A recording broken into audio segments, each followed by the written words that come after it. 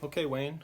Well, things finally came in the mail so that I could get started on your watch. So we are going to do that. We're going to get started on your very nice 7017 JDM chronograph here.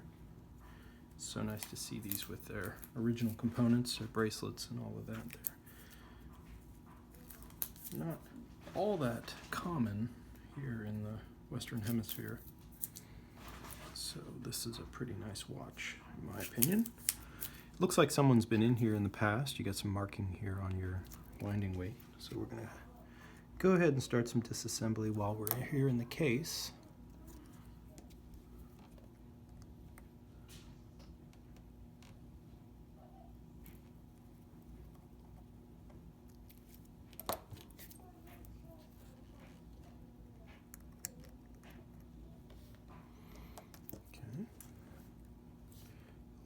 Moisture damage.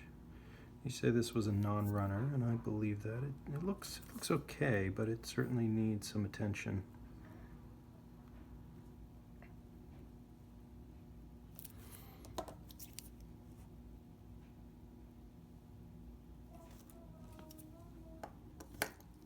Okay.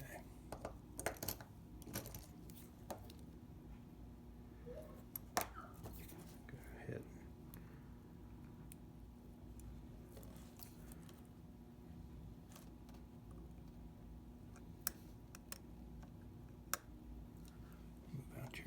Retaining. Yeah, you have a little bit of moisture here on this. There's been some rust. Try and mitigate some of that for sure. Pushers have their clips, which is good. I'm sure the seals need to be replaced on those. All right, let's go ahead and take your watch out of the kit. Oops, I gotta take your stem out first.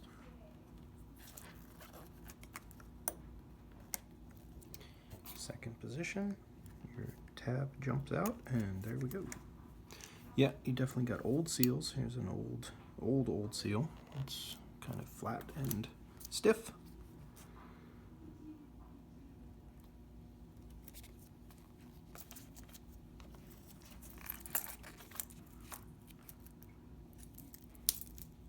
And there's your lovely dial. Yeah, you can see your lume is a little bit cloudy.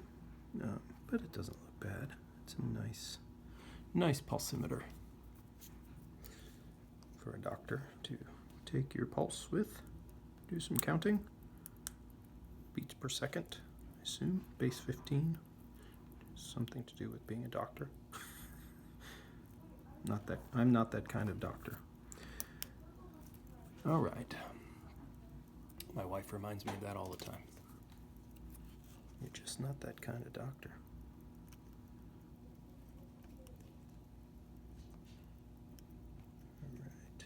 Make sure we get everybody covered up here.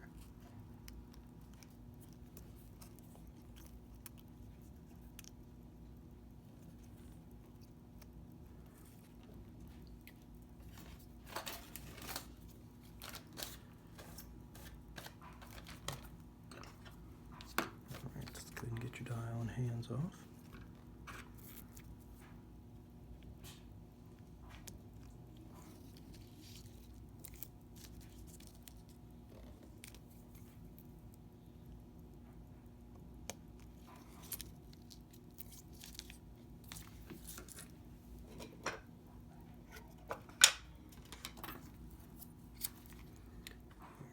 Sure everybody's in a happy little cubby, safe and sound.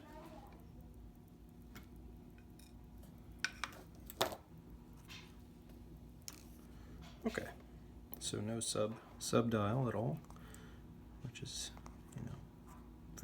this is the most basic of the chronographs, if you will, counting watches of this model. All right, so you got these rotating plates here that keep your dial on. So we need a large diameter screwdriver for that.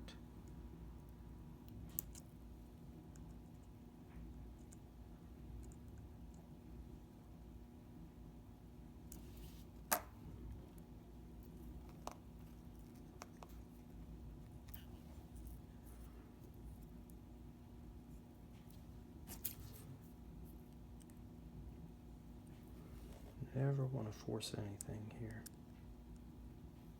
Everything should just come straight away without prying or tweaking or jerking, anything. There we go. Okay, so we can look at the back of your dial here. It says a 1-7, and the back of your case has 1-8, so that's exactly as it should be. About a month difference between the dial and the case back.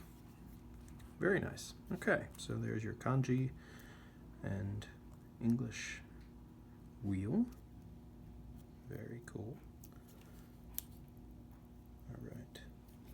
They're very basic watches, but the engineering is so cool in these. They're just so versatile. I'm going to start with this side, see how far we can get.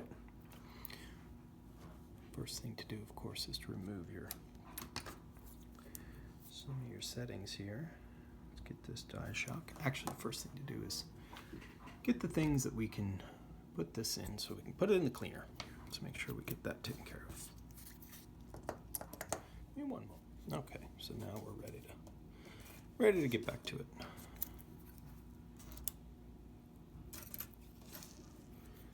Right, 21 joule. Certainly much simpler than the Monacos of the same basic family, but it has some shared DNA with all the other 7000 series movements. You can tell by the plates and the way that things are sort of constructed. It comes from that grouping of 7000, which they still actually use today. It's amazing.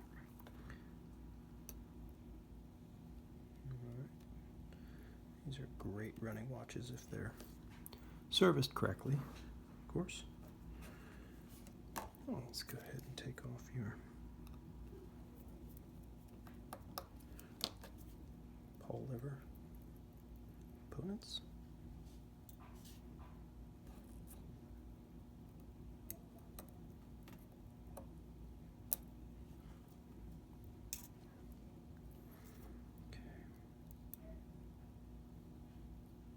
To the side.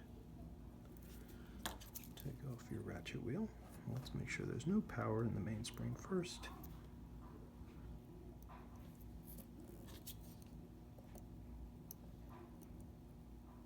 And a little bit of power. Clearly something's binding, or old grease is doing a job to stop things from moving, but we should be able to take care of that without too much problem. Well, I just went the wrong way. I'm so used to putting power into mainsprings. I just tightened it back up again. There we go. Okay.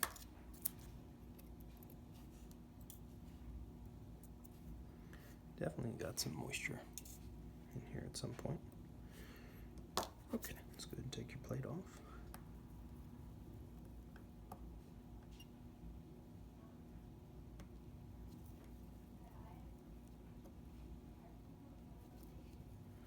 Essentially, this is a 7009 or 7006 with a chronograph assembly slapped on top.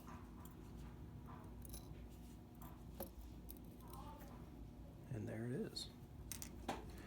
Right, so let's get your obvious things out of the way. There we go. All right, so here are your components of your chronograph. Your levers and cams. And there's that. Jump. All right, and there's your lever. These are very, very simple in their construction. It's so amazing. There's your lever. Okay, so now this all has to come off.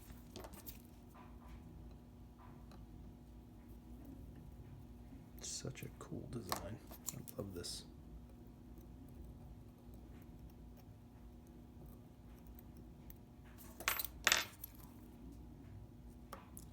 slightly longer than I thought.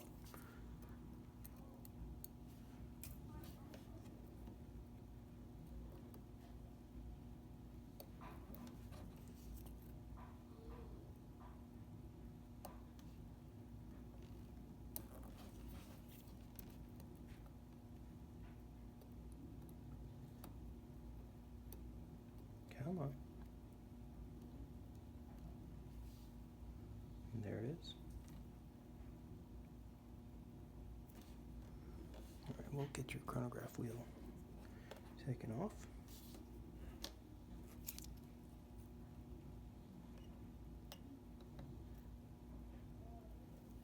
Let's get your plate taken off here.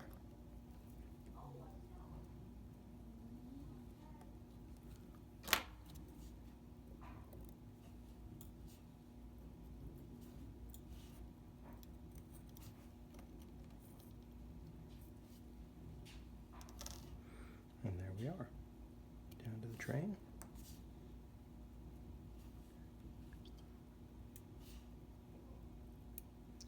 Escape wheel.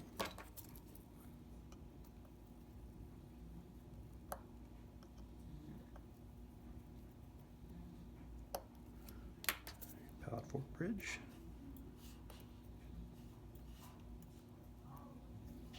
With your pallet fork. And here's your center wheel cock. Just to come off.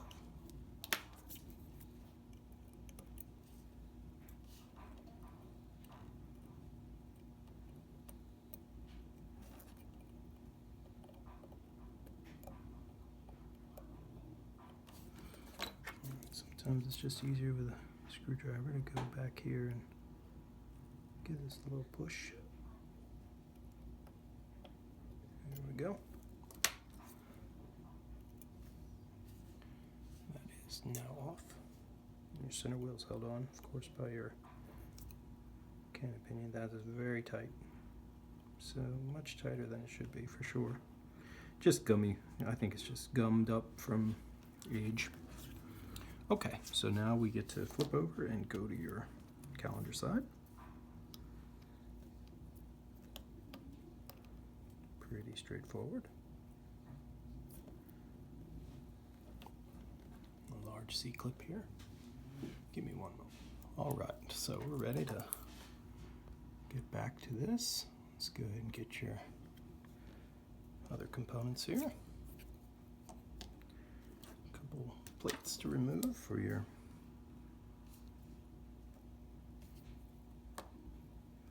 we got one on top here. I think I'll leave that one in place for now.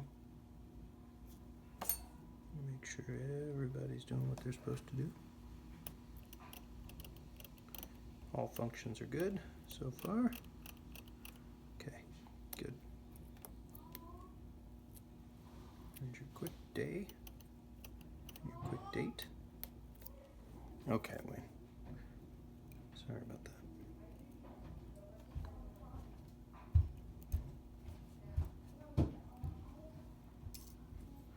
Alrighty. Let's go ahead and take your calendar change finger off.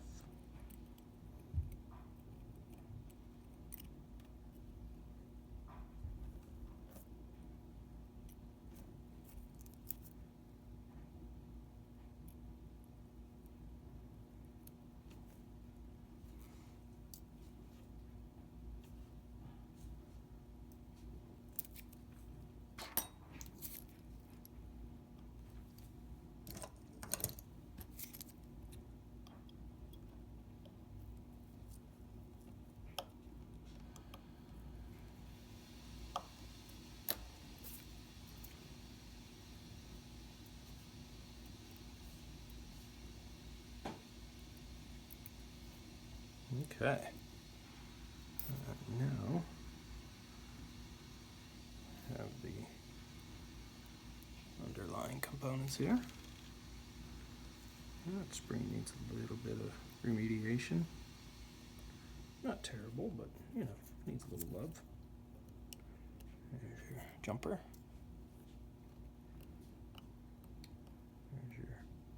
very simple keyless works, and with it the very cool quick day I should say.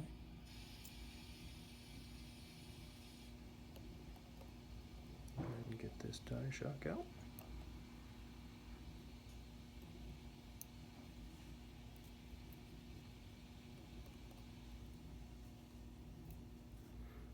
Very good.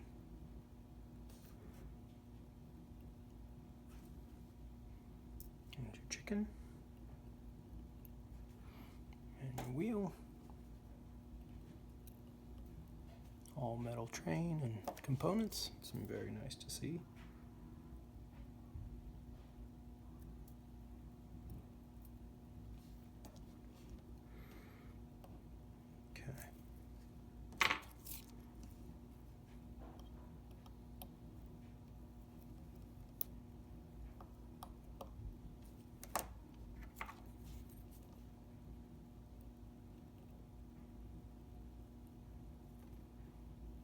It's got a bit of a spring in there to help it do its job. Take that out.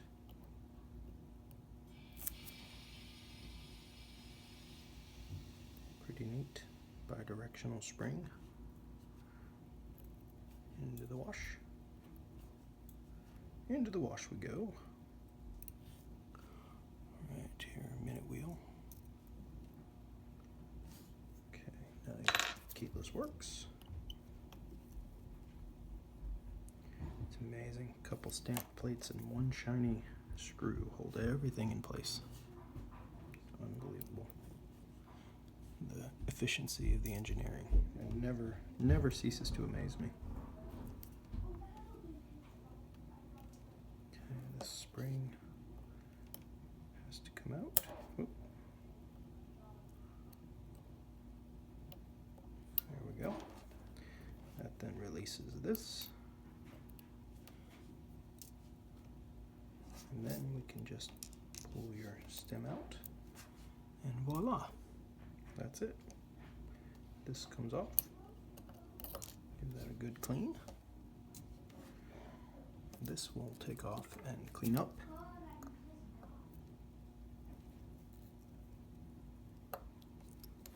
That's one screw.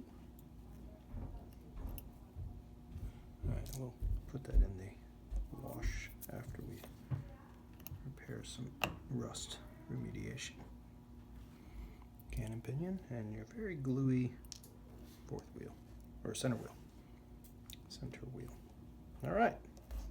Well, there's your main plate broken down and ready to go into the washer. Okay, Wayne, I've sort of skipped ahead a little bit. Some of these components are very challenging to get seated properly. It takes a long time and some very careful manipulation to get everything where it's supposed to be. But we got your train installed, got your components for your chronograph wheel in place. Here's your hammer.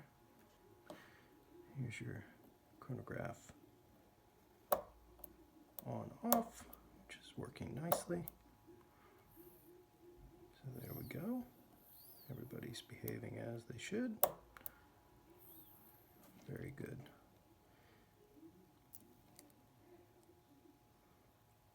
Okay, so I think it's time now to go ahead and get everything back together. Good. Okay, Wayne. Well, unfortunately, I'm back without having recorded dropping the balance and things in place, which is okay because it ended up being kind of messy. I think somebody at one point, I don't know when or who or why, had been in here, and so your hairspring sits on your balance in a relative position so that when you have it attached here at the stud, there should be adjustment for beat error. But what had happened was, for some reason, your hairspring, relative to its position on the balance, which gives you the relative position of the stud compared to the impulse jewel, which actuates your tick-tock of your pallet fork, I could not adjust out the beat error because your stud, and this component here, was pushed all the way against here, and so it needed to actually rotate even further. So what I had to do was I had to go in and actually remove your hairspring imbalance and then move the hairspring relative to the impulse jewel to get it so I could have adjustment and have the hairspring match to where it should be. What a mess. Anyway, it's done. It's taken care of. Everything's adjusted and we're running fine. So now it just comes down to assembling the final components of your movement, which should go fairly smoothly here. So everything seems to be functioning just fine. You know, these have a moderate amplitude compared to other 7000s because there's a somewhat lossy component in the train, which is the chronograph assembly. So it's running pretty well in the 200s, which is, you know, where we want to be. So now it's just a matter of getting the rest of the calendar works and the components on the calendar side put together. And then we'll come back and finish out your automatic works. All right. Okay. So let's start with some of your components here. Get your intermediate wheel in place for your minute wheel. All right.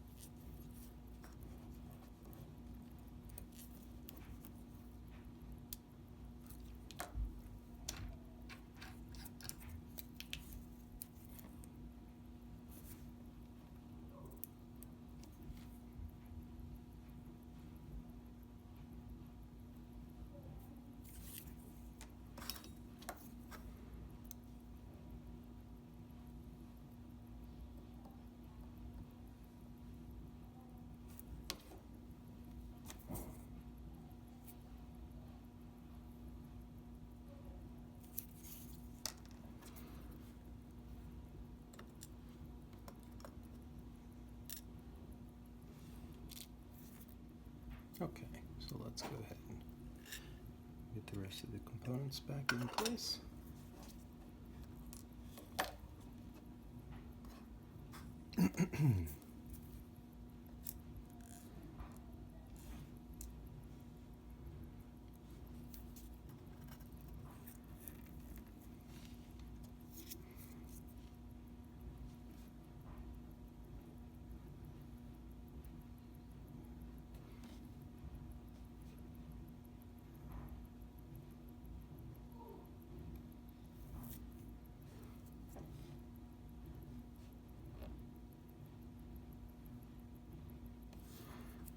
Alright, here's your winding pinion and date setting pinion.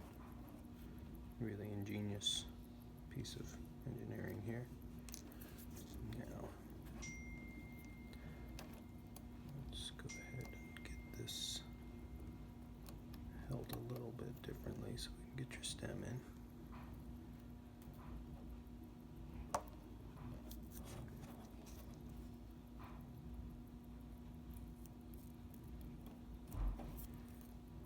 Okay, there we go.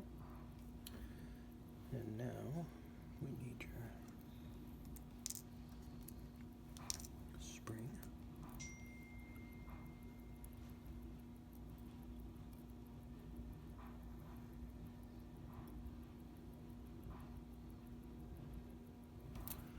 Right.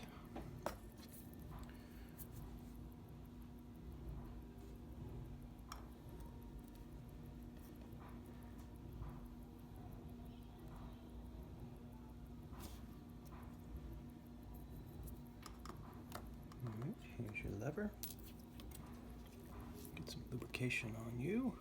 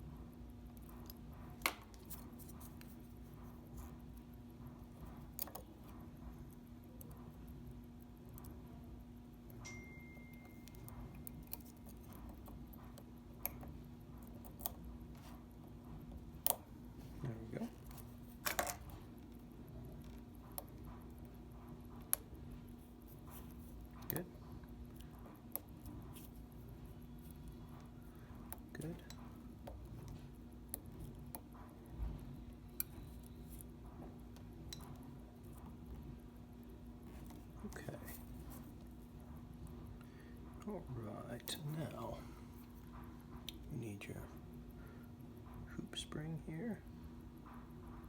Omega spring, I guess. What we call that.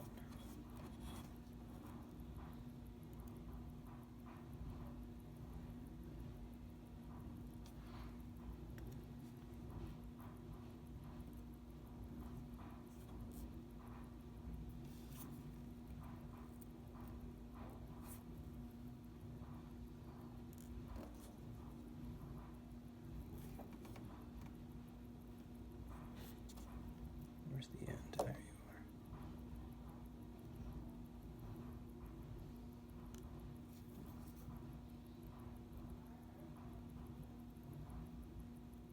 are. Okay, so now we've got your quick date components put back on. We'll go ahead and finish up with your calendar works.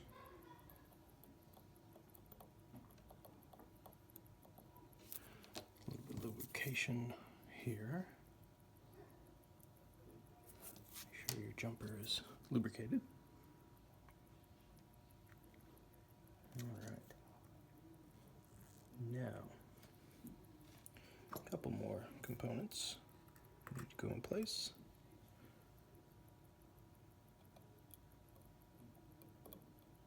And your intermediate wheel.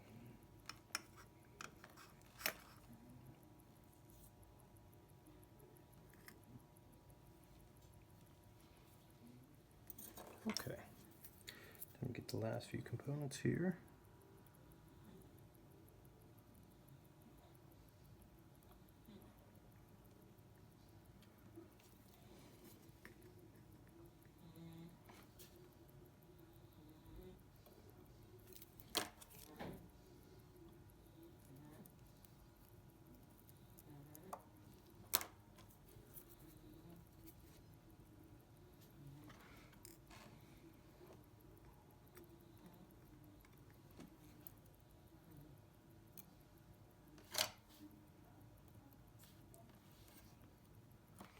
Okay, well, we had a little plate that was slightly lifted, which meant that that had to be corrected. So all of your quick dates are working exactly as they should, and as is your time advance date change, which is nice.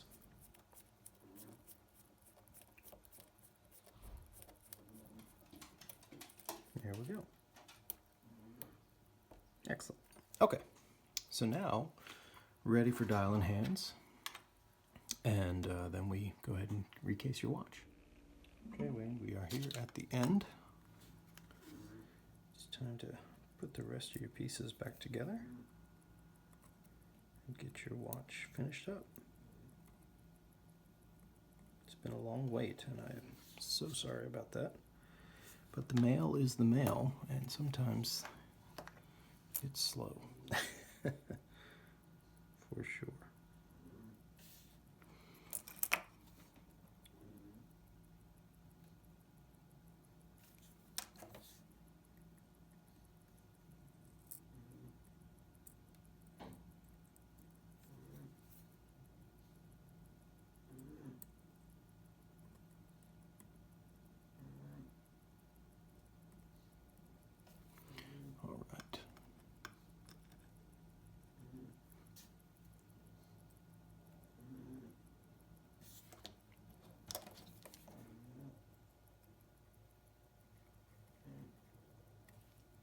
Okay, and now for your winding weight, which goes in a particular orientation. So what we want to do to maximize the power of your winding is point this here,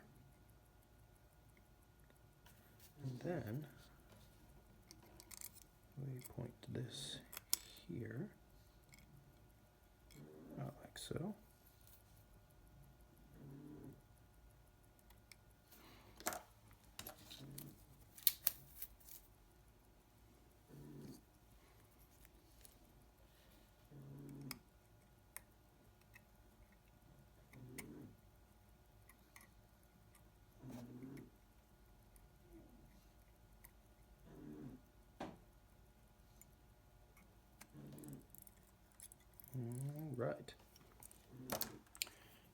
is that. Now, let's go ahead and put your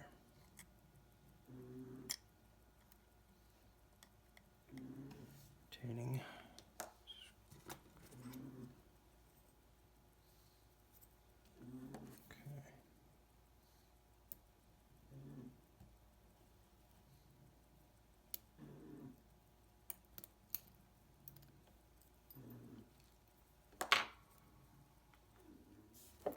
Okay, Wayne, well, we're here at the end. I just wanted to go over a few things about your watch. It's a great little 7,000 pulsimeter chronograph. This is just such a cool little watch. All right, so, you know, service went fairly smoothly. A couple little bumps in the road, but nothing major. Yeah, I think it came out just great. Your function is all there. So if we go through just kind of you know, one thing at a time. We've got quick date and day. So there's your quick day, and one pull out of your crown, and counterclockwise gives you the advance of the date. And then two pulls, of course, is the time change, and that should click over day and date, oops, as well. Let's get that pulled out.